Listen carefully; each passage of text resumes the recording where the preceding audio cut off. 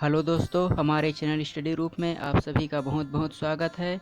आज हम भारत के पर्वत श्रेणियों के अंतर्गत प्रायद्वीपीय भारत पर्वत श्रेणी के बारे में पढ़ेंगे। प्रायद्वीपीय भारत के अंतर्गत पहली श्रेणी है अरावली श्रेणी। अरावली पर्वत श्रेणी विश्व की प्राचीनतम पर्वत श्रेणियों में से एक है। यह एक अवशिष्ट पर्वत है और इसका विस्तार गुजरात के पालमपुर से दिल्ली तक है। इसका विस्तार देख सकते हैं। यह 4 राज्य गुजरात, राजस्थान, हरियाणा और दिल्ली में फैला हुआ है। और अरावली पर्वत की सबसे ऊंची चोटी की बात करें तो वह है गुरु शिखर। आप उसकी स्थिति देख सकते हैं। दिलवाड़ा का प्रसिद्ध जैन मंदिर माउंट आबू इसी पर्वत श्रेणी में स्थित है। अगर हम नदियों के उद्गम की बात करें, अरावली पर्वत से 3 प्रमुख नदी लूनी नदी, साबरमती नदी और बनास नदी निकलती है। लूनी नदी का उद्गम अरावली पर्वत से होकर वह कच्छ के रण में लुप्त हो जाती है। उसके पश्चात साबरमती नदी, जो कि अरावली पर्वत श्रृंखला से निकलकर राजस्थान और गुजरात होते हुए खंभात की खाड़ी में गिर जाती है। अगली नदी बनास नदी, जो कि अरावली पर्वत श्रेणी से निकलती है और यह चंबल की एक प्रमुख सहायक नदी है।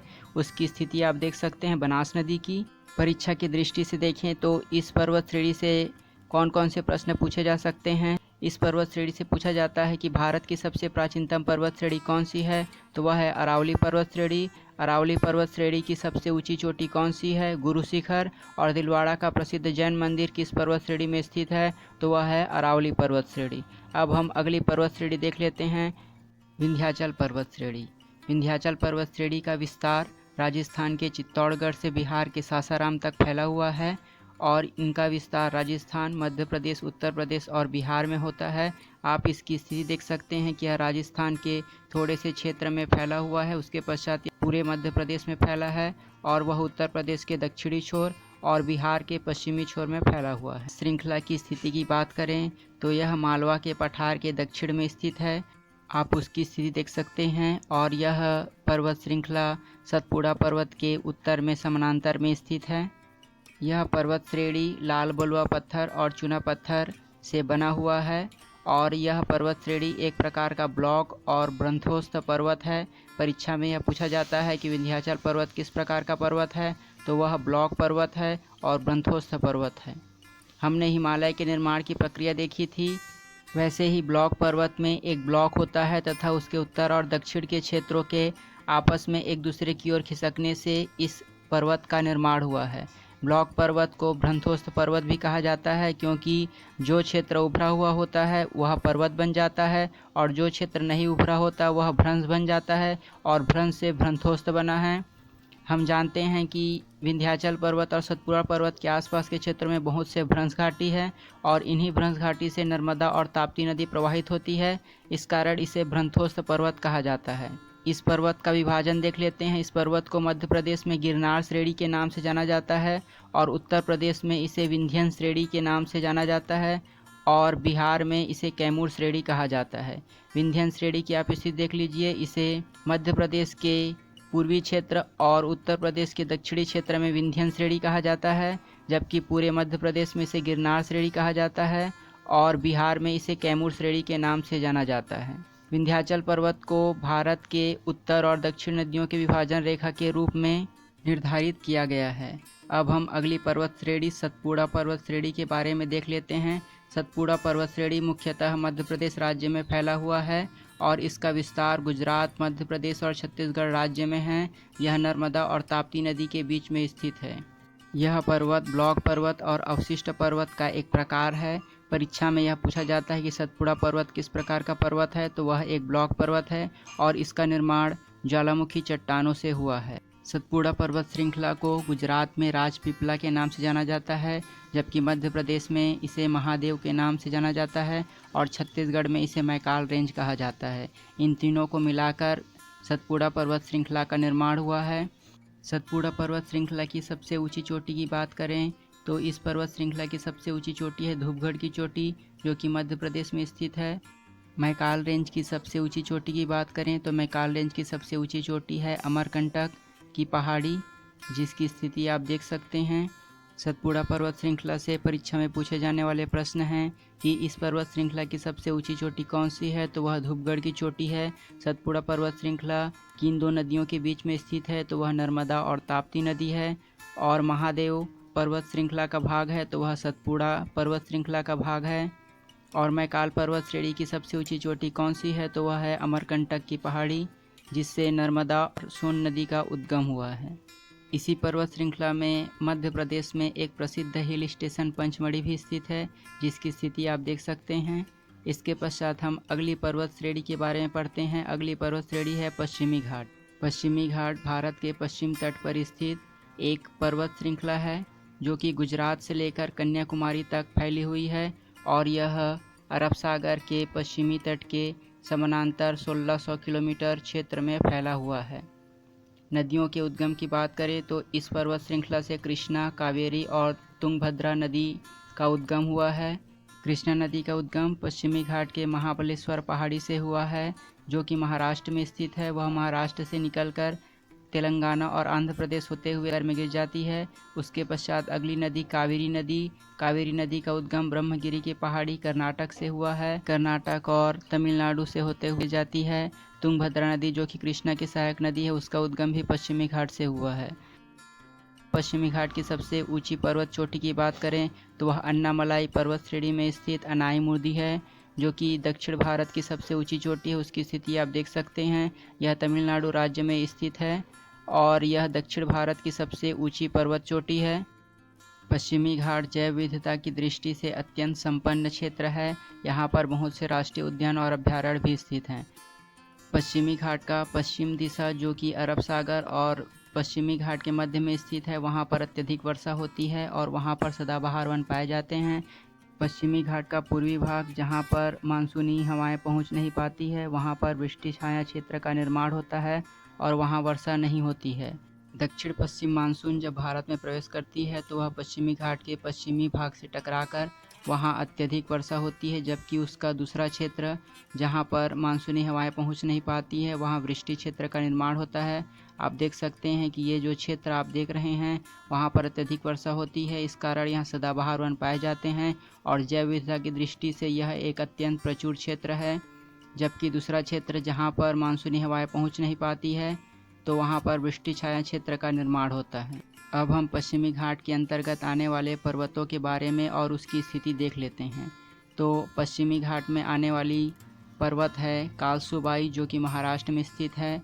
महाबलेश्वर, जो कि महाराष्ट्र में स्थित है, यहाँ से कृष्णा नदी का उद्गम हुआ है। ब्रह्मगिरी पहाड़ी कर्नाटक में स्थित है। कुंद्रेनमुख कर्नाटक में स्थित है, जो कि लौह अयस्क क्षेत्र के लिए प्रसिद्ध है। पश्चिमी घाट में स्थित अगली पर्वत श्रेणी है अन्नामलाई, जिसमें अनाईमुदी सबसे ऊंची पर्वत चोटी है। अगली है अगस्त्यमलाई और अंतिम है इलायची पहाड़ी या कार्डामम पहाड़ी। अब हम इन सभी पर्वतों की स्थिति देख लेते हैं। सबसे पहले कालसूबाई, जो कि महाराष्ट्र में स्थित है। अगला है महाबलेश्वर, जो कि महाराष्ट्र में स्थित है। यहाँ से कृष्णा नदी का उद्गम हुआ है। ब्रह्मगिरी पहाड़ी, जो कि कर्नाटक में स्थित है। यहाँ से कावेरी नदी का उद्गम हुआ है। आप उसकी स्थिति देख सकते हैं। उसके पश्चात है कुंद्रेनमुख कर्नाटक, जो कि लौह अयस्क क्षेत्र के लिए प्रसिद्ध है। यह कर्नाटक में स्थित है। अब हम अगली पर्वत श्रेणी देख लेते हैं। अगली पर्वत श्रेणी है अन्नामलाई, जो कि केरल में स्थित है। इसकी सबसे ऊंची चोटी अनाईमुदी है, जो कि दक्षिण भारत और प्रायद्वीपीय भारत की सबसे ऊंची पर्वत चोटी है और यह नीलगिरी के दक्षिण क्षेत्र में केरल की सीमा पर स्थित है। अगला हम देख लेते हैं अगस्त्यमलाई, जो कि जैव आरक्षित क्षेत्र है, तमिलनाडु राज्य में स्थित है। आप उसकी स्थिति देख सकते हैं। अब हम पश्चिमी घाट की अगली पर्वत चोटी देख लेते हैं। वह है पालनी हिल। यह पश्चिमी तमिलनाडु में अवस्थित है और उसे कार्डामम या इलायची की पहाड़ी भी कहा जाता है। इस क्षेत्र में इलायची की अत्यधिक खेती होती है, इस कारण इसे इलायची की पहाड़ी कहा जाता है। कार्डामम का हिंदी में होता है इलायची। आप इसकी स्थिति देख सकते हैं। यह तमिलनाडु और केरल की सीमा पर स्थित है। अब हम अगली पर्वत श्रेणी देख लेते हैं। वह है नीलगिरी पहाड़ी। नीलगिरी पहाड़ी पूर्वी घाट और पश्चिमी घाट के मिलन स्थल पर स्थित है। यह तमिलनाडु राज्य में स्थित है और नीलगिरी पहाड़ी की सबसे ऊंची चोटी है दोदो बेट्टा। यह दक्षिण भारत की दूसरी सबसे ऊंची चोटी है। प्रायद्वीपीय भारत की सबसे ऊंची चोटी अनाईमुदी है, जबकि दूसरी सबसे ऊंची चोटी नीलगिरी पर्वत की दोदो बेट्टा है। अब हम पश्चिमी घाट में स्थित दर्रों के बारे में देख लेते हैं। कि कौन कौन से दर्रे पश्चिमी घाट में स्थित हैं। पहला दर्रा है थाल घाट, जो कि मुंबई और नासिक को जोड़ता है। दूसरा दर्रा है भोर घाट, ये दोनों महाराष्ट्र में स्थित हैं। अगला है केरल और तमिलनाडु के मध्य में स्थित है। सेनकेटा तिरुवनंतपुरम और मदुराई के बीच में स्थित है। सबसे पहले हम थाल घाट की स्थिति देख लेते हैं। थाल घाट जो है मुंबई और नासिक को जोड़ता है। उसके पश्चात है भोर घाट। भोर घाट जो मुंबई और पुणे को जोड़ता है। अरब सागर के तट पर स्थित है मुंबई और यह पुणे को जोड़ता है। अगला है पाल घाट, जो कि केरल और तमिलनाडु के मध्य में स्थित है। अंतिम है सेनकेटा, जो कि तिरुवनंतपुरम और मदुराई के बीच में स्थित है। पहाड़ों के बीच का रास्ता होता है जिसे काटकर बनाया जाता है और वह आवागमन के लिए उपयोग किया जाता है। पश्चिमी घाट जैव विविधता की दृष्टि से अत्यंत प्रचुर है और इस क्षेत्र में बहुत से अभयारण्य और राष्ट्रीय उद्यान स्थित हैं। अब हम अगली पर्वत श्रेणी देख लेते हैं, वह है पूर्वी घाट। पूर्वी घाट का विस्तार पूर्वी तट के समानांतर उड़ीसा से लेकर तमिलनाडु के नीलगिरी पहाड़ी तक फैला हुआ है और इस घाट की सबसे ऊंची चोटी है विशाखापट्टनम चोटी और यह चोटी अनिरंतर छटा हुआ है। हम इस पर्वत श्रृंखला में स्थित पहाड़ी की बात करें तो दक्षिण से उत्तर की ओर क्रम देख लेते हैं। सबसे पहले है सेवराय पहाड़ी, उसके बाद है जावेदी पहाड़ी, उसके बाद है पालकोटा पहाड़ी, उसके बाद है नल्लामलाई पहाड़ी। परीक्षा में यह पूछा जाता है कि पूर्वी घाट के पहाड़ियों को दक्षिण से उत्तर के क्रम में लिखिए। तो इसमें दक्षिण से उत्तर में पहले सेवराय आएगा, उसके बाद जावेदी, उसके बाद पालकोड़ा, उसके बाद नल्लामलाई। अब हम इसकी स्थिति देख लेते हैं। सबसे पहले सेवराय की पहाड़ी है जो कि तमिलनाडु में स्थित है। उसी के जस्ट ऊपर में समानांतर में जावेदी पहाड़ी है जो कि तमिलनाडु में स्थित है। पालकोड़ा की पहाड़ी जो कि आंध्र प्रदेश में स्थित है और अगला है नल्लामलाई की पहाड़ी जो कि आंध्र प्रदेश में स्थित है। हम इसकी स्थिति को याद रखेंगे क्योंकि यह सीधा पूछा जाता है कि जावेदी पहाड़ी किस राज्य में स्थित है, तो वह है तमिलनाडु राज्य में। पूर्वी घाट की सबसे ऊंची पर्वत चोटी जो कि विशाखापट्टनम चोटी है जो कि आंध्र प्रदेश में स्थित है और अंतिम है महेंद्रगिरी पहाड़ी जो कि उड़ीसा में स्थित है और पूर्वी घाट की दूसरी सबसे ऊंची चोटी महेंद्रगिरी की पहाड़ी है। पहली सबसे ऊंची चोटी विशाखापट्टनम चोटी है जो कि आंध्र प्रदेश राज्य में स्थित है। पूर्वी घाट और पश्चिमी घाट के मिलन स्थल को नीलगिरी कहा जाता है। आप उसकी स्थिति देख सकते हैं, यह दोनों के मिलन स्थल पर स्थित है और इस पर्वत श्रेणी की सबसे ऊंची चोटी है दो बेटा जो कि दक्षिण भारत की दूसरी सबसे ऊंची चोटी है। दक्षिण भारत की पहली सबसे ऊंची चोटी अनायमुदी है जो कि अन्नामलाई पर्वत श्रेणी में स्थित है और वह पश्चिमी घाट का हिस्सा है। अब हम कुछ पर्वतों की स्थिति देख लेते हैं जो कि परीक्षा की दृष्टि से महत्वपूर्ण है। परीक्षा में केवल उनकी स्थिति पूछा जाता है कि यह किस राज्य में स्थित है। तो चलिए स्टार्ट करते हैं। सबसे पहले हम गिर पर्वत की स्थिति देख लेते हैं। गिर पर्वत गुजरात राज्य में स्थित है। अगली श्रेणी है अजंता श्रेणी जो कि महाराष्ट्र में स्थित है, आप उसकी स्थिति देख सकते हैं। अगली पहाड़ी है बाबा बुदन की पहाड़ी जो कि कर्नाटक राज्य में स्थित है। अगली पहाड़ी है चित्रदुर्ग जो कि कर्नाटक राज्य में स्थित है। अगली पहाड़ी है महेंद्रगिरी जो कि उड़ीसा राज्य में स्थित है। यह पूर्वी घाट की दूसरी सबसे ऊंची चोटी है। इसके पश्चात हम सैंडल पीक के बारे में देख लेते हैं। यह अंडमान निकोबार द्वीप समूह की सबसे ऊंची चोटी है। अब हम पूर्वोत्तर भारत की पर्वतों के बारे में देख लेते हैं। पूर्वोत्तर भारत के पर्वत है खासी जयंतिका। यह मेघालय राज्य में तीनों समानांतर में स्थित है और इसका नामकरण वहां रहने वाले आदिवासी समूह के नाम पर रखा गया है। ये आप गारो की स्थिति देख सकते हैं, यह मेघालय राज्य में स्थित है। बगल में समानांतर में खासी पहाड़ी है, उसके समानांतर पूर्व में जयंतिका की पहाड़ी है। ये तीनों पहाड़ी मेघालय राज्य में स्थित है। ये तीनों आपस में मिलकर एक कीपनुमा आकृति बनाती है। खासी पहाड़ी में चेरापूंजी नामक स्थान पर दुनिया की सबसे अधिक वर्षा वाले स्थान है। जब अरब सागर और बंगाल की खाड़ी की मानसूनी हवाएं यहां पहुंचती है तो कीपनुमा आकृति के कारण चेरापूंजी नामक स्थान पर अत्यधिक वर्षा होती है और गारो पहाड़ी में मेघालय की राजधानी स्थित है। परीक्षा की दृष्टि से देखें तो परीक्षा में पूछा जाता है कि खासी पहाड़ी किस राज्य में स्थित है, तो वह है मेघालय राज्य में। और चेरापूंजी किस पहाड़ी में स्थित है, तो वह खासी पहाड़ी में स्थित है। और गारो खासी जयंतिका का नामकरण वहां रहने वाले आदिवासी समूह के नाम के आधार पर रखा गया है। अब हम पूर्वोत्तर भारत के कुछ पहाड़ी की ओर देख लेते हैं। अगली पहाड़ी है नागा पहाड़ी जो कि नागालैंड राज्य में स्थित है। उसके पश्चात है लुसाई पहाड़ी जो कि मिजोरम में स्थित है। इसके पश्चात हम भारत के पर्वत से विगत वर्षों में पूछे गए प्रश्नों को देख लेते हैं। पहला प्रश्न है, भारत की सबसे प्राचीन पर्वत कौन सी है? तो इसमें 4 ऑप्शन दिया गया है। पहला है सतपुड़ा पर्वत, दूसरा है काराकोरम पर्वत, तीसरा है अरावली पर्वत और चौथा है विंध्याचल पर्वत। तो इसका सही आंसर होगा अरावली पर्वत। अरावली पर्वत विश्व की सबसे प्राचीन पर्वत श्रेणियों में से एक है और यह भारत की प्राचीन पर्वत श्रेणी है जो कि राजस्थान राज्य में स्थित है। इसका विस्तार गुजरात से दिल्ली तक है और इस पर्वत श्रेणी में माउंट आबू और इस पर्वत श्रेणी की सबसे ऊंची चोटी गुरु शिखर है। इस पर्वत श्रृंखला से लूनी नदी, साबरमती नदी और बनास नदी निकलती है। हम इस प्रश्न के साथ साथ उससे संबंधित सारे तथ्यों को देख रहे हैं। इसके पश्चात है अगला प्रश्न, दक्षिण की दूसरी सबसे ऊंची चोटी कौन सी है? इसमें 4 ऑप्शन दिया गया है। महेंद्रगिरी, दोदो बेटा, तीसरा है कुंद्रेनमुख और चौथा है कालसुबाई। तो इसका उत्तर होगा दोदो बेटा। दक्षिण भारत की दूसरी सबसे ऊंची चोटी दोदो बेटा है जो कि नीलगिरी पर्वत में स्थित है। दक्षिण भारत की सबसे ऊंची चोटी अनाईमुदी है जो कि अन्नामलाई पर्वत श्रेणी में स्थित। अब हम अगला प्रश्न देख लेते हैं, भारत की सबसे ऊंची चोटी कौन सी है? तो इसके 4 ऑप्शन दिए गए हैं। पहला है नंदा देवी, दूसरा है कंचनजंगा, तीसरा है माउंट एवरेस्ट और चौथा है केटू गाडविन आस्टीन। तो भारत की सबसे ऊंची पर्वत चोटी है केटू गाडविन आस्टीन जो कि जम्मू कश्मीर राज्य में स्थित है और यह काराकोरम पर्वत श्रेणी का हिस्सा है।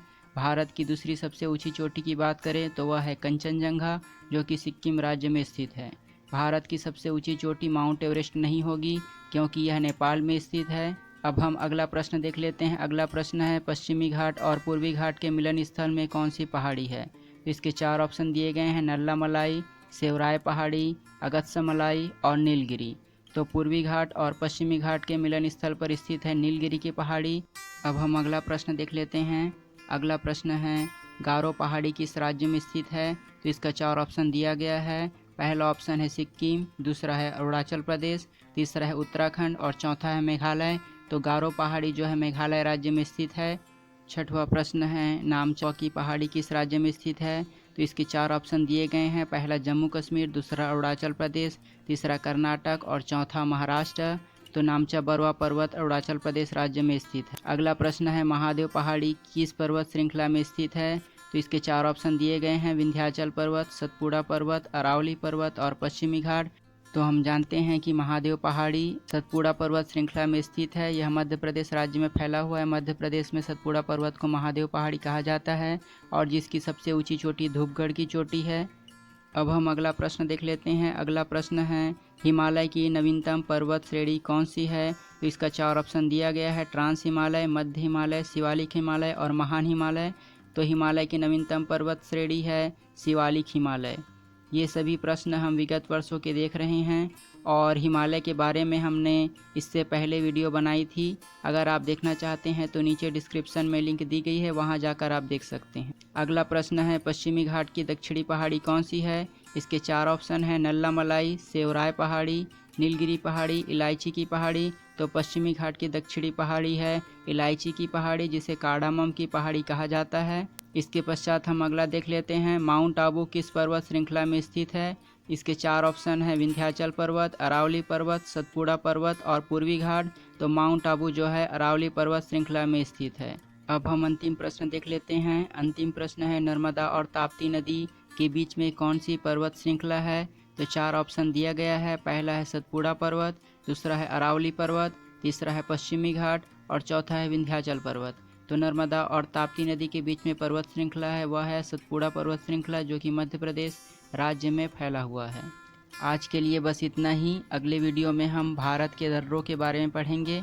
तो अगर आपको हमारी ये वीडियो अच्छी लगी और ऐसे ही और वीडियो पाना चाहते हैं तो हमारे चैनल को सब्सक्राइब कीजिए, बगल का नोटिफिकेशन बेल ऑन कर दीजिए ताकि हमारे द्वारा डाली गई सारी वीडियो आप तक पहुँचे सबसे पहले। धन्यवाद।